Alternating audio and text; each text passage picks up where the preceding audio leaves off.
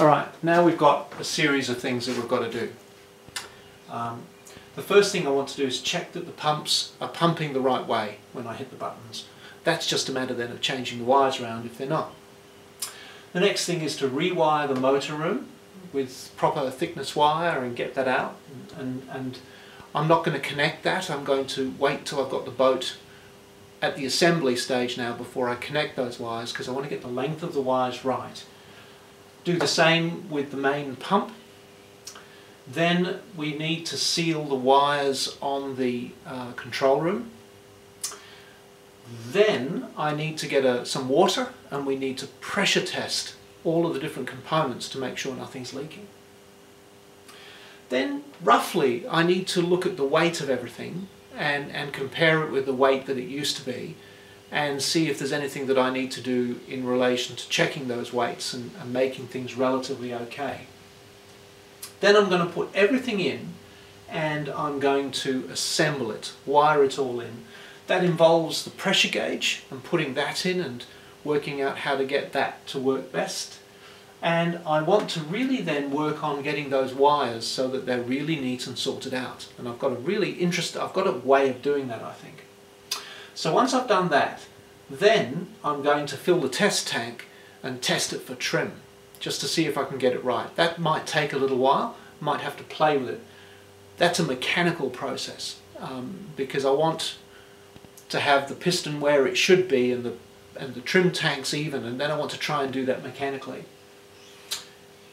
Already done that. Once I've done that and got it to trim, that's right, what I then want to do is to check how much time does it take to fill the ballast tank and empty it, because that needs to go into the code for the trim, for the dive trim, etc. Once I've done that, we can give it a final test and it should be working. We'll see. So the very first thing I want to do now is just check the directions of the pumps.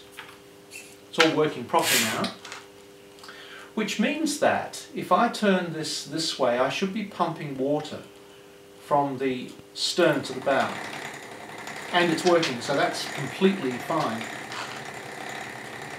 It's filling the bow tank, terrific, that's done. The other thing is that when I want to dive, this pump here needs to be running clockwise as I look down, and it does. So diving is right, so the way these wires are connected is fine. Check number one done. Off. Off. So I've done the pumps. That's the very first thing. And now this is it all sitting in place. The batteries, as you can see, aren't in place, but I've just roughly dropped everything there and sorted the wires out somewhat. Now this is this amazing stuff that I put into the bottom of the channel for the motor room. I'm just digging this out because I'm going to clean it all up, because I'm going to replace it and put a nice new O-ring in there, because I figure it never leaks, it's great, but I just figured it's an opportunity just to renew this, make it all nice and fresh. This butyl tape sticks to itself, and it's extraordinary. Okay, now that little diagram you just saw very quickly is just telling me where all the wires go. I've just threaded them all through now into the motor room, but I'm just now double checking with my tool here, what is it called? Voltmeter. Just checking just to make sure everything's all right. Now I've glued all the wires in with epoxy, and I'm pushing them now into the holes, because that carries the epoxy in and just makes this seal so sure. So there's nothing there that's going to leak. That is great, and those wires are now nice and thick. I have to join them now to the wires from the motor room, and I'm doing that with an eye to keeping the length right, plus ensuring that when I take the control room out, I've got enough wire that can go with it. So it's an interesting sort of thing. So as you can see, I'm using plenty of solder on this.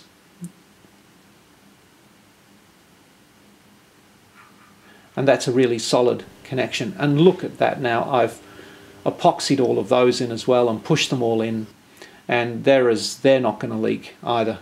And this liquid electrical tape I'm now using on all of the heat shrink, just on the ends of the heat shrink, because water can get inside that heat shrink, because these wires are going to be in the drink. And if water gets in the heat shrink and gets to the wire, it'll run along the wire. And it'll actually, ultimately, it'll just corrode the wire, really. But it'll get some moisture into the controls. Now that's 632. If you remember, I measured right at the beginning the weight of the unit that I had, and it was 622. So this, in other words, is an extra 11 grams. Now the batteries were 442, they're now 529, so that's an extra 87 grams. But I took 27 grams of lead out. So it actually means that the whole thing is 71 grams heavier now than it was when I first started this. So I've just taken some more bits of lead out of the hull, which happened to be exactly 71 grams. So I know that the weight's now about right. Now I want to show you this. This is the top frame on which the gun water pipe is, plus the mast for the ballast tank. That sits right in front of that reducer. But I've also now put another piece in front of that reducer, and I've drilled some holes and then filed it down. And the reason for that is I want to get some order to these wires, and I want to be able to pull the wires tight that go toward the stern. So this is how I'm doing this. This is the piece that's going to go on the stern. These holes will match the wires, but I don't want the wires to go through the holes. I'd have to cut them again.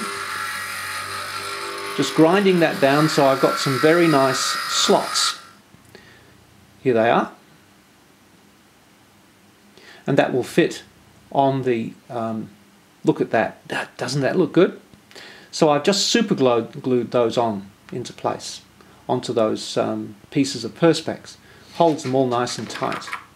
Now this is the butyl rubber tape, which I've showed you before.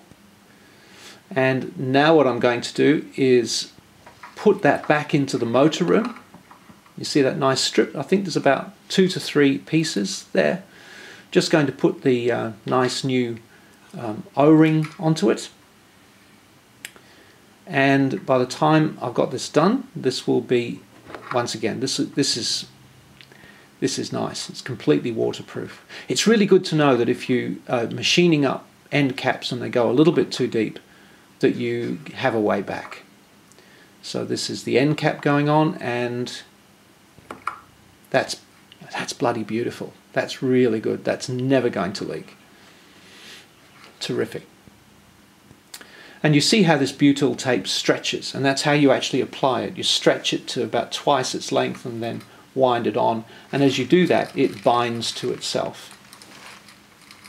I'm just going to put that in a sealed bag because I don't want to ruin it.